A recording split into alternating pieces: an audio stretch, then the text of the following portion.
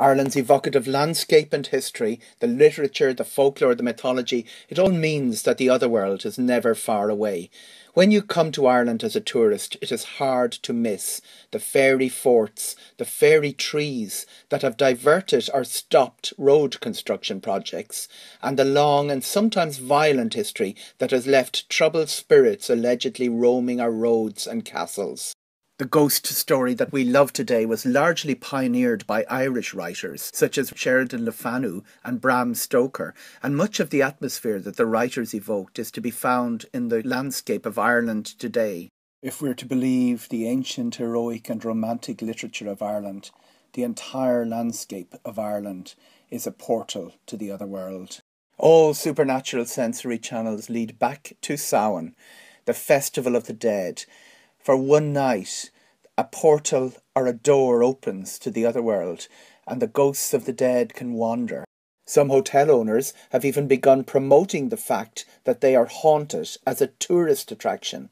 And what better place to start our top 10 of Ireland's most haunted than the home of Halloween, which, as we know, was invented in Ireland. The Druids of ancient Ireland would gather on Tuatha, the Hill of Ward in County Meath, on the night of Samhain, November the 1st, to light a sacred fire. From this, every bonfire in the land was lit, and from thence every home in the land could relight their hearth for the winter, which had been doused that night. And this is the hole through which the spirits came, the cave of Cruachan.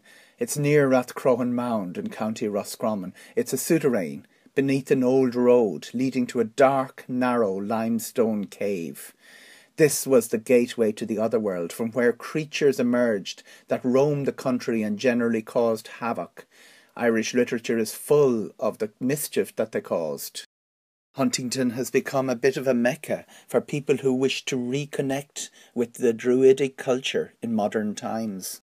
The Maldron Hotel in Cork is a converted hospital. Apparently it is haunted by a woman who died giving birth there when it was the North Infirmary. The people who work in Kilmainham jail, which was restored as a visitor centre in the 1960s, tell you that the spirits walk the place by night and by day. Sometimes visitors can pick up the misery, the unquiet spirits that still stalk the place, especially in the chapel, which is near the place of execution.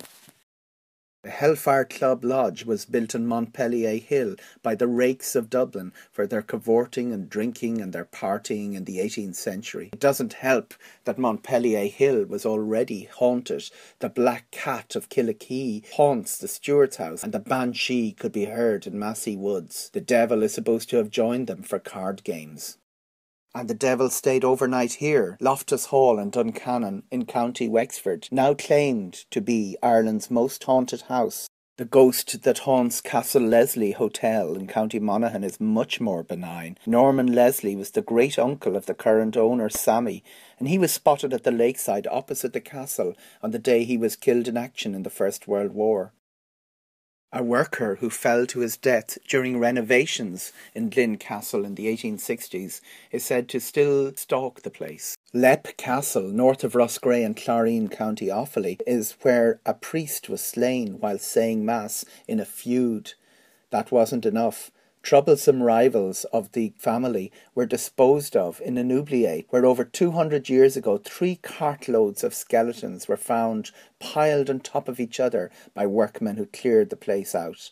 Hapless victims were dropped into the cell on a spike and then, if they hadn't been killed, left to starve to death. It has one particular ghost that is famous beyond Ireland, the Elemental. When it haunts the castle, there's a suffocating odour and the temperature falls. One belief is that the Elemental was put there by Druids long before the castle was built to protect a sacred site. It could be the spirit of an ancient O'Carroll who died in the castle from leprosy because people have said he has a deformed face. Or he could have been placed there by an invading force to burn the castle out from the inside, and one of those invaders is likely to have been Gerald Fitzgerald of Kilkee Castle in Kildare, the Wizard Earl. It is hard to stop at 10 of Ireland's most haunted places because there are 10 haunted places and more in every county. to see for yourself. Just inquire from the locals and set off alone after dark to check it out. What could go wrong?